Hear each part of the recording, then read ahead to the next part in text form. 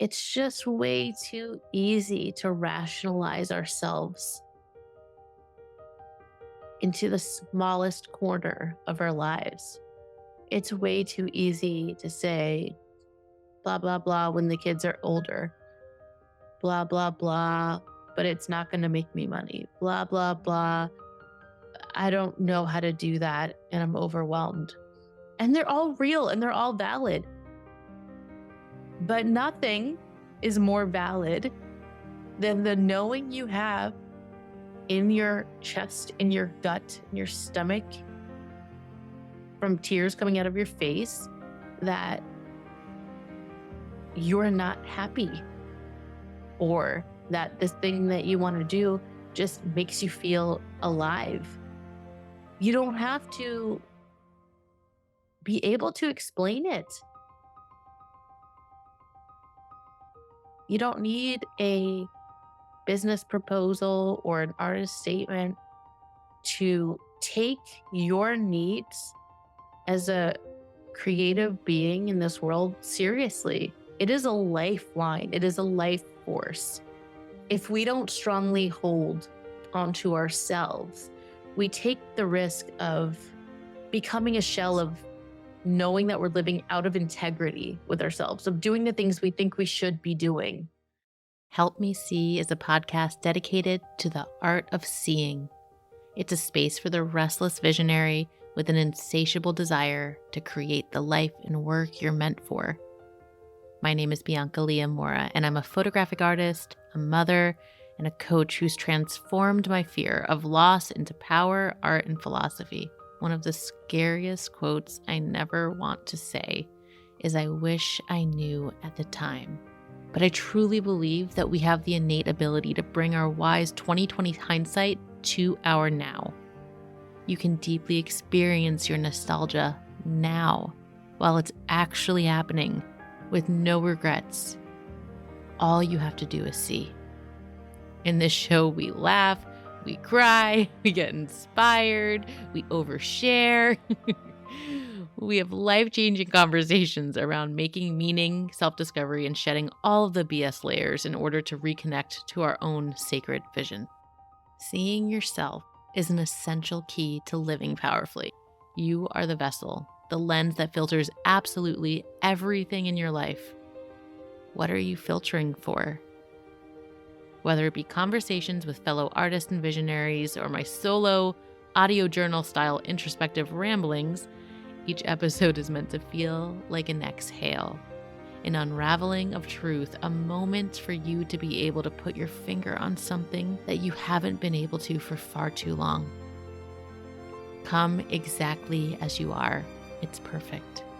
Honor your instincts. Let's uncover some of the most important things in our lives, which all too often can slip out from our view.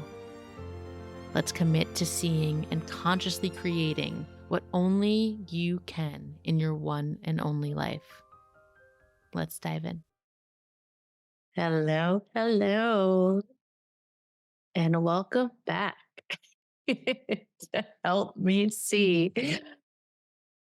Oh my goodness. Well, I just fell off the face of the earth now, didn't I? How are you? It feels really good to be back. Really good. I did all the things that you're not supposed to do. I didn't give you guys a warning that I was taking a break from the show. I didn't post anything about it. I did nothing.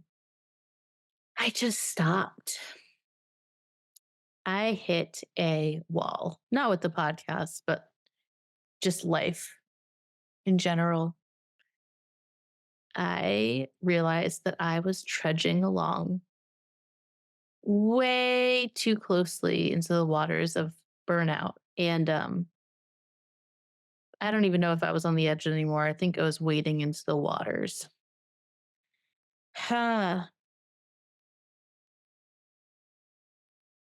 What do I share? Where do I start? I want to tell you everything.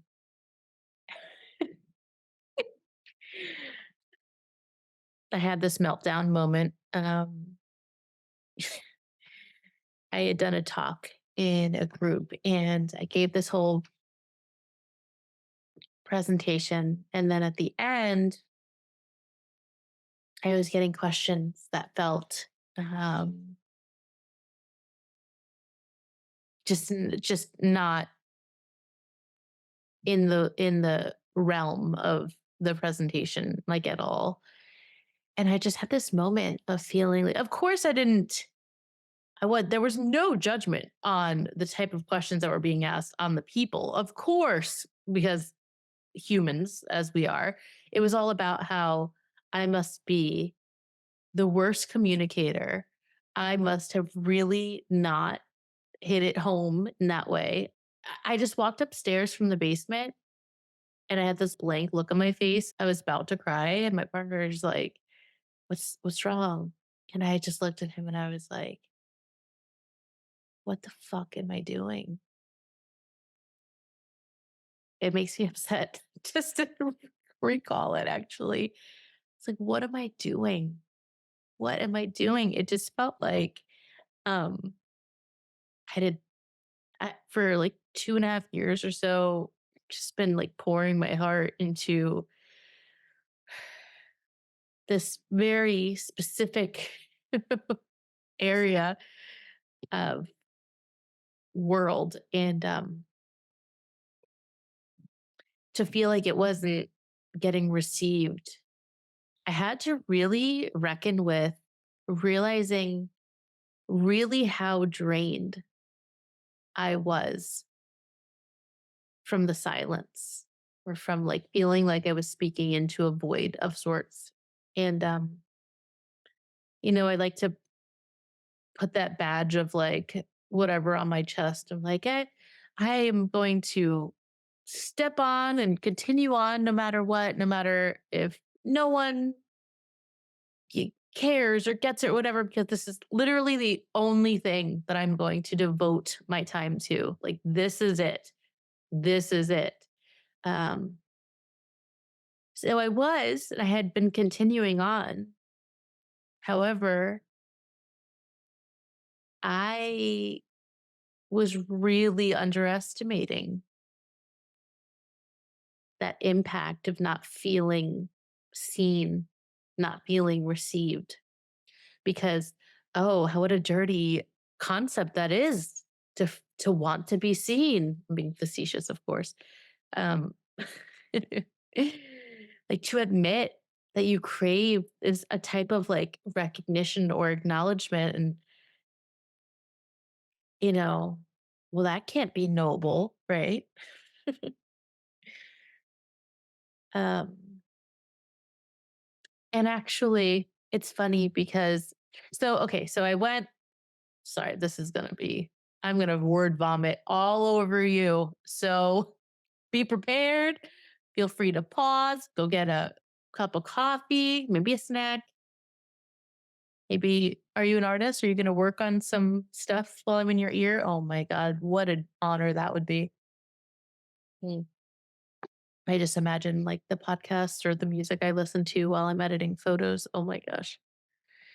Um, what a dream that would be. If you ever do that, can you let me know? Actually, while I'm on that note, can I just give a shout out because I've been off the wagon for a long time, a couple months now, of posting the podcast, and I've known that I want to get back on it. It was never a question of that. I feel so much closer to myself when I have this kind of portal, this channel to stay in sync with from week to week. But I went to check, which I haven't in so long, and there was a new review um, from someone named Crystal, and I have no idea who this person is, but I just want to let you know, Crystal, that tears spewed from my eyeballs, and I am so touched at your beautiful review. You said that my way of speaking and sharing goes straight to your heart every time. And I always laugh and cry with her. And it just makes me instantly cry. Oh man, this is silly. Oh, but thank you. It means so much.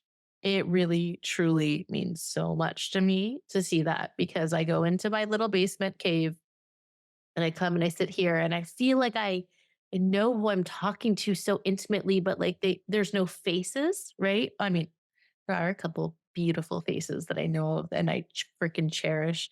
But anyway, I just that makes it real. And so thank you. I appreciate any review. Apparently, reviews are the thing that help other people find the podcast. So if you're feeling so inclined to share it with a friend or write a review, that is one of the most greatest gifts that you could give me. So thank you. Okay, now as I digress from having a tearful moment, thank you, Crystal. Uh, where was I? Okay, so I was like, okay, December, done. Not working. I'm taking space. I need space. I was, of course, going to let myself create and, you know, work on whatever I felt like working, but nothing to be shared, nothing to be like, oh, I must, this is for this. Nothing that was taking on a life of this is intentional and this is a vision that will play into this offering or anything like that. Just very free. And yeah, I ended up not loving the space, but it was really important. And I think a lot of things opened in that space. I think that our tolerance for rest is so specific, especially when we're so conditioned to like go, go, go. And there's always so much to do. And then when you have the space, there's this crazy pressure to make the most of the space. Like if I have, someone rarely watching the kids for an hour or two, I'm like, what do I do at that time? What do I do? How do I make the most of that time? And it's just like, how is that? It's not helpful. It's really not helpful. Um, so there was some learnings from that. A job came through, and I ended up going out to San Francisco for work, which was something that I was very open to. And during that break is when the concept of sacred seeing came to me. My membership is now called Sacred Seeing. It was originally Nostalgia Now, and it had been that way for like what 2 years now. I don't remember how long it's been. Um, and it was one call a month where we would reflect on the month, and I would, send one of a kind templates with prompts, like very deep, conceptual, introspective, whatever prompts that you would pair with the picture from your month. So it was our way of like mining our own photo practice and our lives and making very intentional decisions about uh, looking at our month, what we want to leave behind, what we want to take forward. And it was just a highlight of my month every month and so life giving and easy and you know what I mean? Like effortless. It was just like, of course we're doing this. This is amazing. And the women in that group were all just feel so connected and I love it so much. And I was like, there's something about that. There's just so much ease in that, in like the purest way. And it's so powerful. And we had just wrapped my last program, Conscious Creator, is for creatives tapping into their flow and their power unconditionally. And I was finding that even when the students weren't caught up on the modules or the work or looked at the workbook or whatever, just purely showing up to the calls and the conversations that happened, the topics that were brought up, the readings, the journal prompts from those live interactions were so potent. And I was like, hey, this is this is very, very intriguing. So then I started thinking about what if I just stopped trying to guess and like really trying too hard, efforting at what does the person that I'm in love with, like my ideal person that I want to serve and talk to, what do they need? And I was like, I don't know. I'm so tired of guessing. Like, I need to figure out what I need. I need to fulfill myself before I can try to serve others because I would have these amazing experiences. And then all of a sudden I'd be like, just frenetic and like, what's next? And so, anyway, what I know that I crave all of the time is pockets and spaces of time, just space to think and work and create and make meaning and open up my awareness and expand my point of view and all of this stuff. So that's where sacred seeing comes in. And it's every week. Right now it's Thursdays at 7:30 p.m. Eastern. I don't know if it'll stay that way. It's super intimate right now. So there's flexibility around the times that we meet. But right now, to keep it easy and simple, it's 7:30 p.m. Eastern time, Thursday nights, every Thursday, period. And every call is 2 hours. The first hour is always first and foremost to you. You call in, we all say hi, bye, and we like go on mute and take our cameras off and just work on whatever you want to work.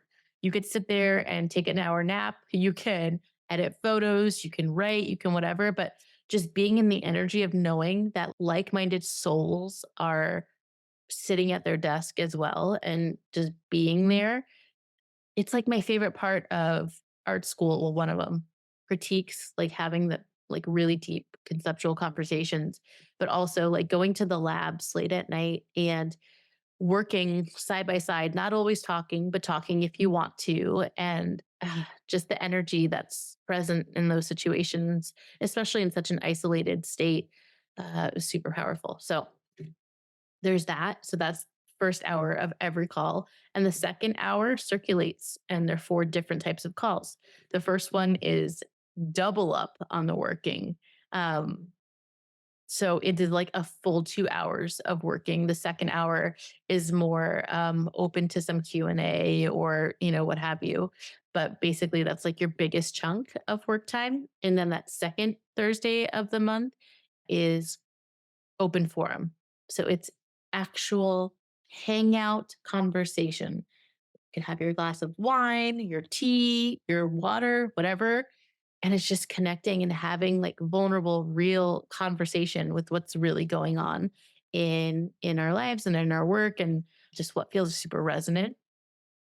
The third Thursday of the month is our support call. That's where I bring in my neuro linguistic programming coaching. And that's where there'll be opportunities for like hot seat coaching, for journaling and prompting around figuring out like what's running the show subconsciously. Like, what are the things that you're like, gosh, I know better. What is going on? Like, why does this pattern keep repeating? Or I feel like I'm being held back by XYZ. Um, so often, it's so much more simple than we think. And the issue is really the symptom, it's the top of the iceberg. And what's really going on is like the underlying, under the water strategy. And it's all pretty much coming from the same spot. Anyway, so this call is much more support because don't we all just need to receive and have someone that's genuinely not trying to fix us because there's nothing to be fixed. It's just getting curious about what the fuck is happening in our worlds and in our work and in our lives. And then that fourth call is nostalgia now. It's that same reflection call where we reflect on our month. And there's like a show and tell if you feel like sharing what came through. Uh, so, anyway, it's evergreen.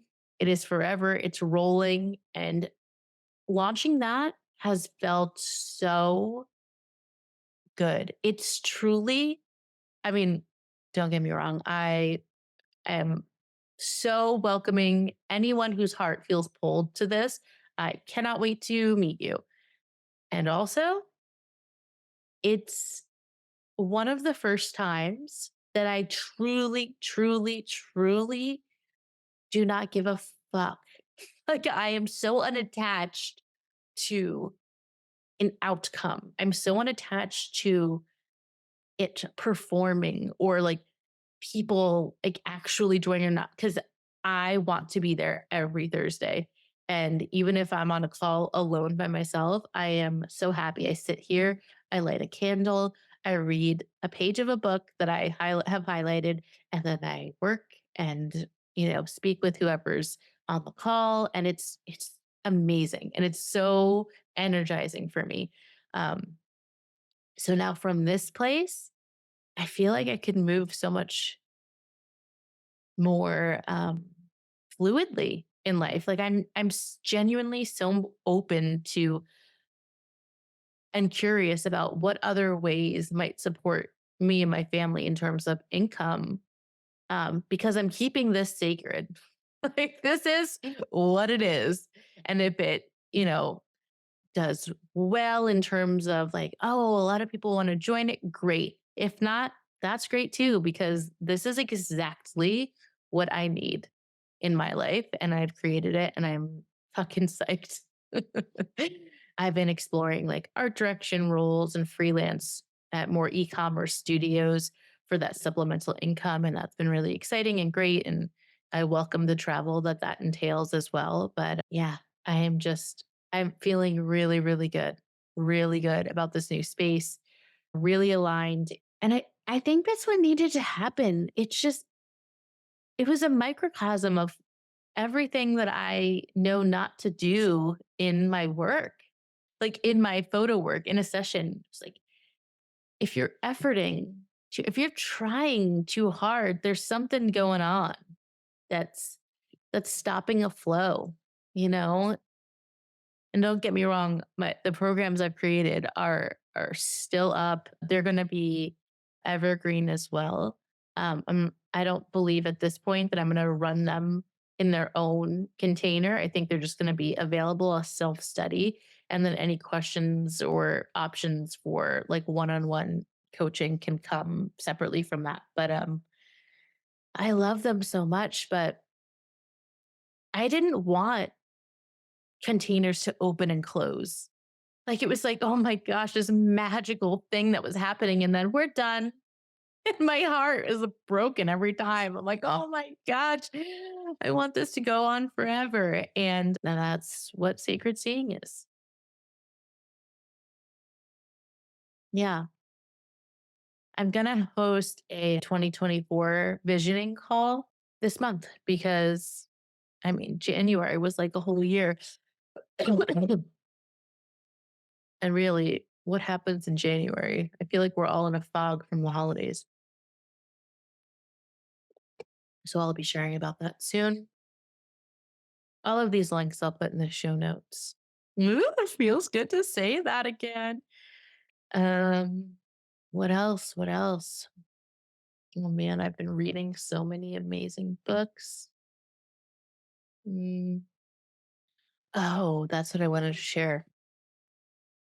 Okay, connecting back to that NLP reference, I just had a little bit of a breakthrough, a little bit, a major breakthrough in a coaching call with my coach. I'm in a container right now. I think it's about halfway through, and we were doing an NLP session. And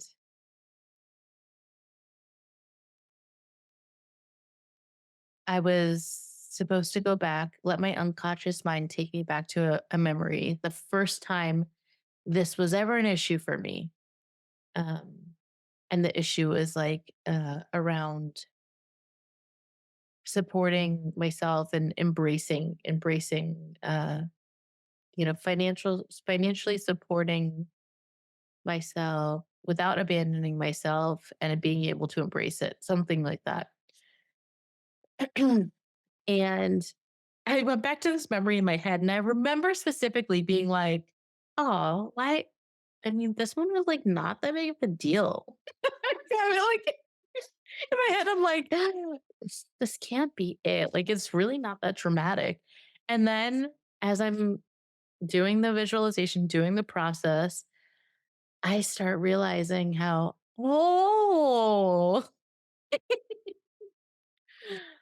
um, I have had this pattern repeat so many times in my life.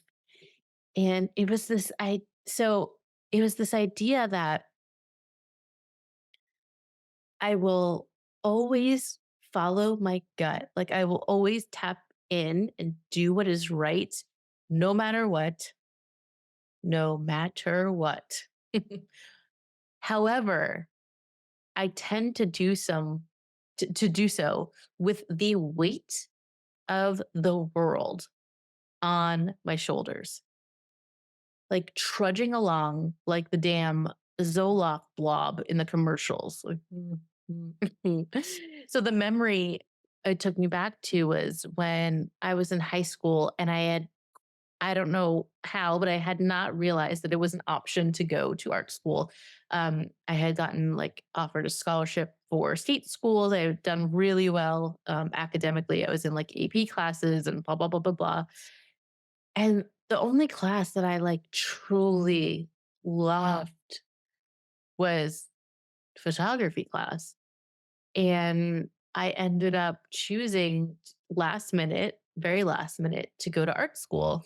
And my father was so like bent out of shape about it. He was supportive, but like definitely supportive.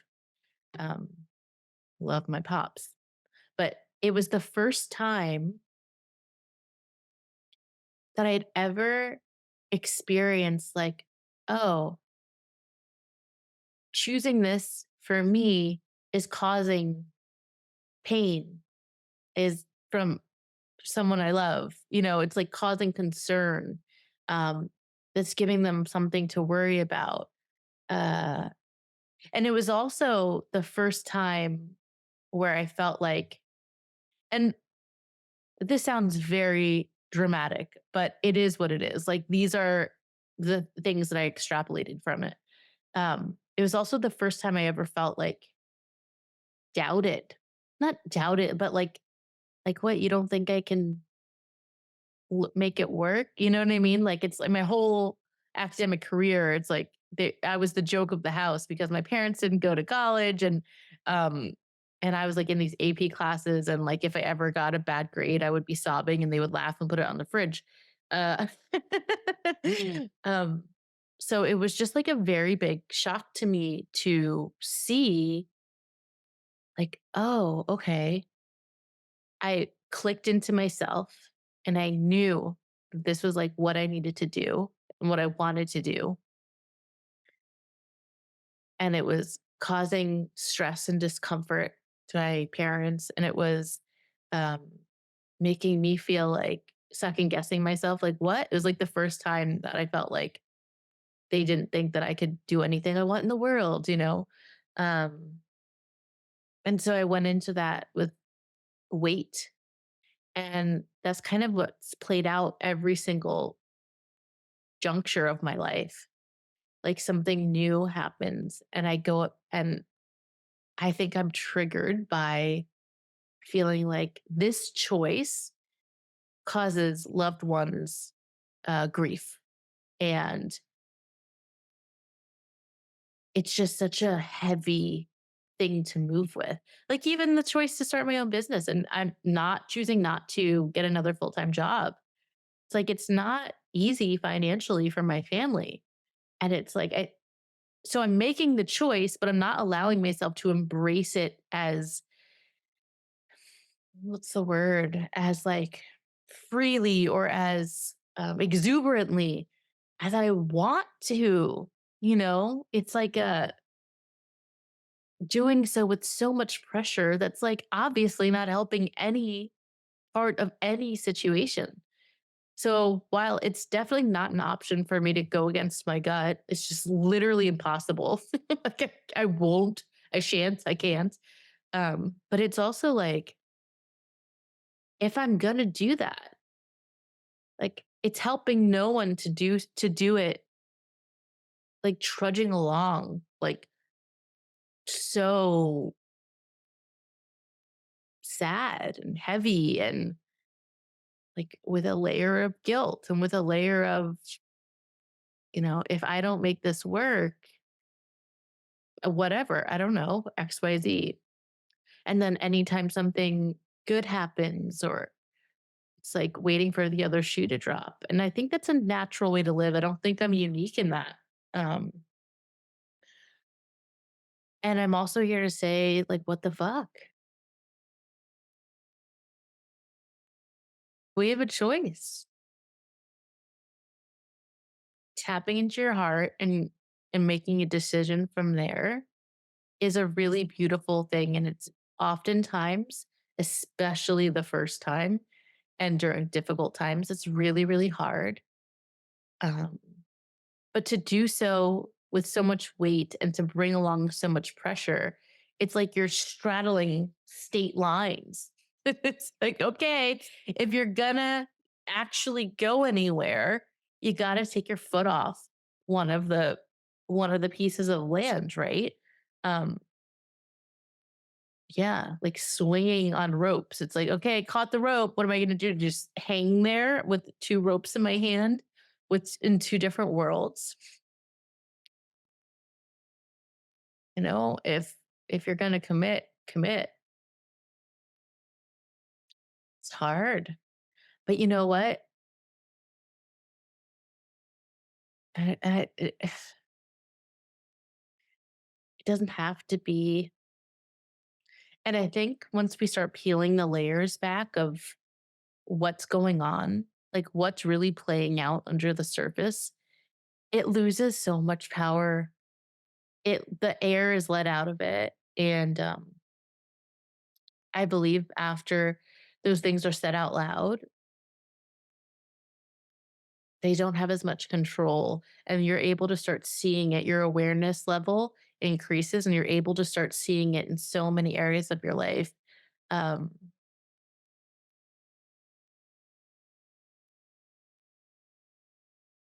yeah. Like even I think about the idea that, oh, it's putting financial stress on my family to, you know, choose to have my own business and have sporadic income rather than steady, blah, blah, blah. But it's also like, what kind of person would I be? Like, what kind of mom, what kind of partner would I be if I felt so miserably misaligned with my truth? At that point, like, what is what does financial stability even mean with that level of, I don't know, discontent at best? I'm moving through these waters in real time. Um,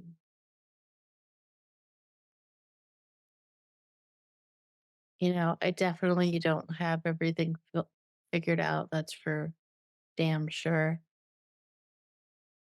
But sharing it in these ways helps make it real. It helps move the energy. It helps it stop sitting stagnant in my chest. Um,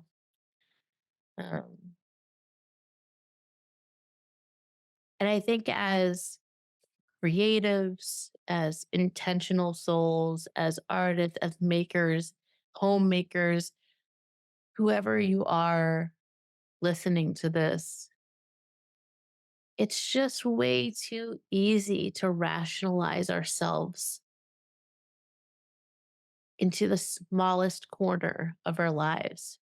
It's way too easy to say, blah, blah, blah, when the kids are older, blah, blah, blah, but it's not going to make me money, blah, blah, blah.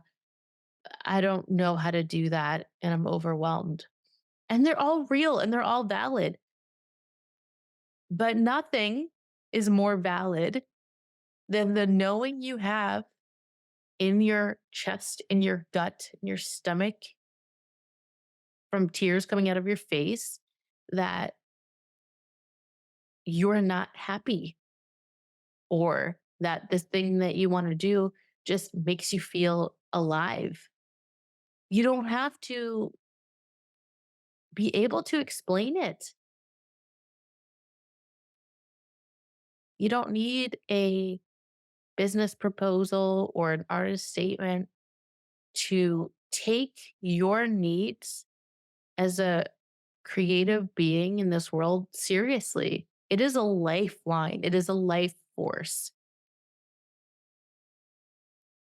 I know when I am when I was on that break and I was like, oh, just be present, present, be present. It was like using presence as a weapon, weaponizing presence. Just be present. Oops.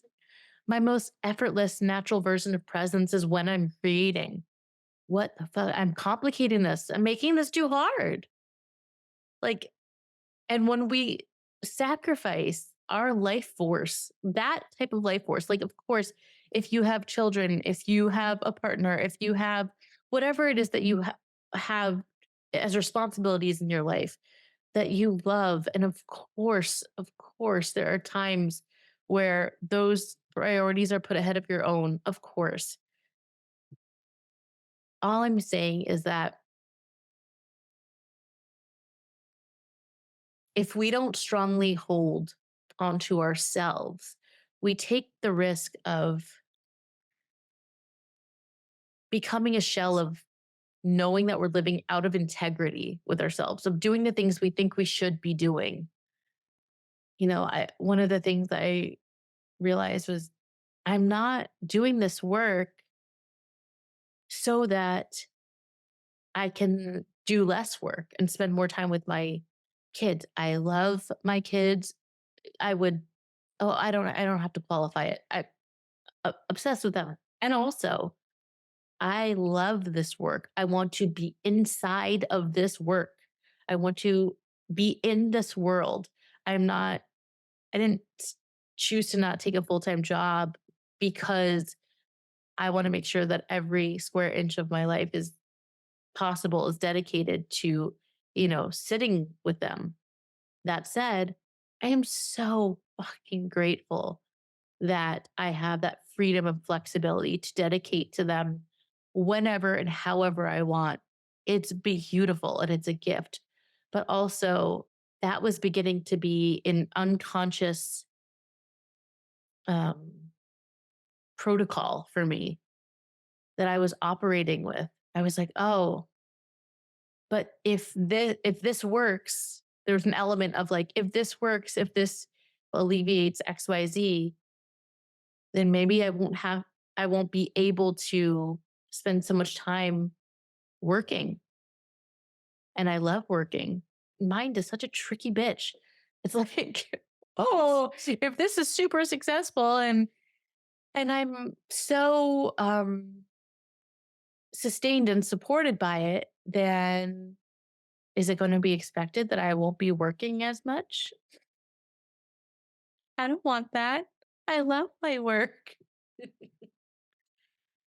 I don't know. And I share these things because I want to validate myself. And two, I want to validate you. I mean, when I had my first son and I had really bad postpartum anxiety and depression, I felt so betrayed by everyone and no one that I'd never, like, the term was baby blues. What? I felt like the color black. I felt like couldn't, I was floating in space in despair. Baby blues. Sometimes I'll get off recording and saying something and I'll have a little bit of a vulnerability hangover and be like, is that too much? Mm, I don't know that I even made myself clear or made sense of that, or really letting it out there, aren't you? Bonk. um, but that discomfort that comes here and there is not anywhere near as important or worth not sharing, just for the off chance that someone out there relates and feels like an alien in their own life and needed to hear it. It's worth it. It is so worth it. So take what you take what resonates, leave what doesn't. I am so happy to be back and doing this, and I'm really looking forward to connecting over. If anyone wants to join the visioning workshop, I will pop a link to sign up there. I will be doing that very soon. I think that's it. Okay, let me end by reading something. I can't shut up about this book. It's just Drinking from the River of Light, The Life of Expression by Mark Nepo. I mean, I'm obsessed with it. It's just so beautiful. Okay, let me I don't I write all over my books and I opened to a page 77, and I literally wrote exactly with an exclamation point next to a paragraph. I'm such a dork. Okay. Okay. I'm just going to read this. Early on, I realized that being a poet was mostly about being an awake human being, which in turn was mostly about living each day as a tuning fork in the midst of life's currents. As a young poet, I would stumble into a vision or trip into a metaphor or glimpse a truth or be stopped by a deep question. Then I'd reach for expression after expression in an effort to capture each of them. Of course, I would inevitably miss because the only things worth saying are unsayable. Let me repeat that one before I move on. I'd inevitably miss because the only things worth saying are unsayable. So I try and miss again. I would get frustrated and press myself trying to capture the original vision 5, 6, 7 times. Why couldn't I express what I was seeing and feeling? Why was I always missing? These things were so clear to me, and yet I couldn't render them accurately. What was I doing wrong? I feel this so fucking deeply.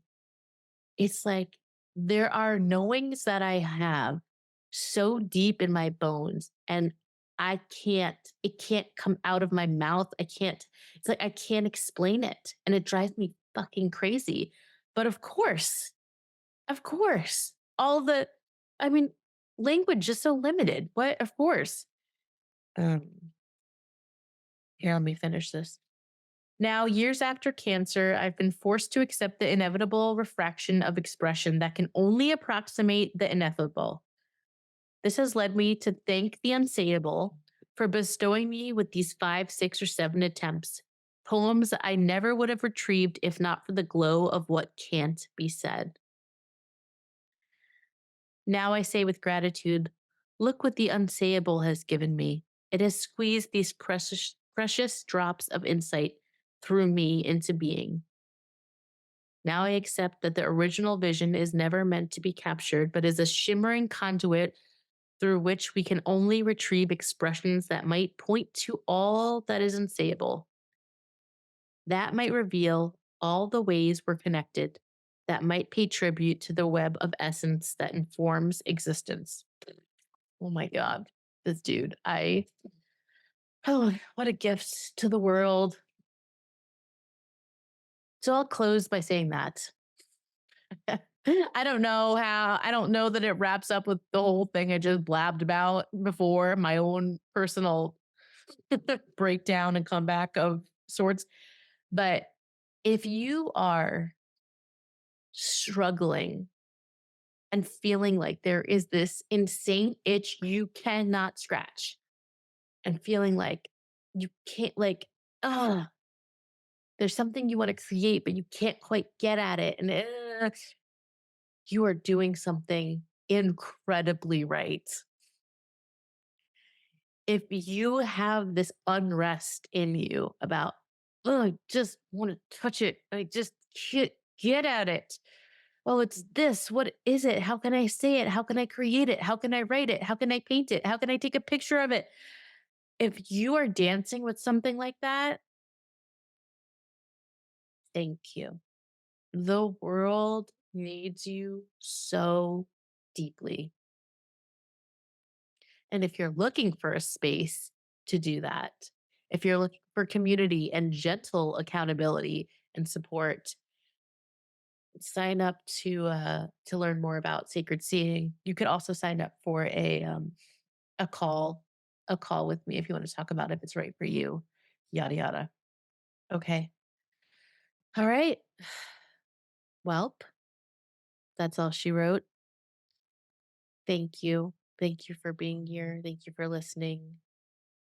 Thank you for your patience while I took time to tend to myself and my life and recalibrate and realign myself. Thank you. Thank you. Thank you. I love you. See you next week. This has been an Awkward Sage Media production.